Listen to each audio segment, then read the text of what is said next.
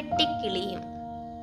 ഒരു വേനൽക്കാല ദിവസം ഒരു വയലിൽ ഒരു വെട്ടിക്കിളി അതിൻ്റെ ഹൃദയത്തിൻ്റെ ഉള്ളടക്കത്തിനായി കുതിക്കുകയും ചിണുങ്ങുകയും പാടുകയും ചെയ്യുന്നു.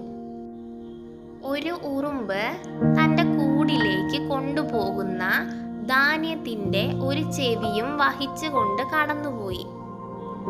നിന്റെ ജീവിതം അധ്വാനിക്കുന്നതിന് പകരം നീ എന്താ എന്നോട് സംസാരിക്കുന്നത്? വെട്ടിക്കിളി ചോദിച്ചു. ശൈത്യകാലത്തേക്ക് ഭക്ഷണം സംഭരിക്കാൻ ഞാൻ സഹായിക്കുന്നു, ഉറുമ്പ് പറഞ്ഞു. അതുപോലെ ചെയ്യാൻ ഞാൻ നിങ്ങളോട് ശുപാർശ ചെയ്യുന്നു. ശൈത്യകാലത്തെക്കുറിച്ച് എന്തിന് വേവലാതിപ്പെടണം? വെട്ടിക്കിളി ചോദിച്ചു. ഞങ്ങൾക്ക് ഇപ്പോൾ ധാരാളം ഭക്ഷണമുണ്ട്. ചെറുകഥകൾ എന്നാൽ ഉറുമ്പ് അതിൻ്റെ യാത്ര തുടരുകയും കഠിനാധ്വാനം തുടരുകയും ചെയ്തു.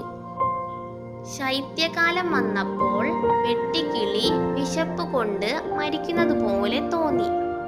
വേനൽക്കാലത്ത് അവർ ശേഖരിച്ച കടകളിൽ നിന്ന് ഉറുമ്പുകൾ എല്ലാ ദിവസവും ധാന്യങ്ങളും വിതരണം ചെയ്യുന്നത് കണ്ടു.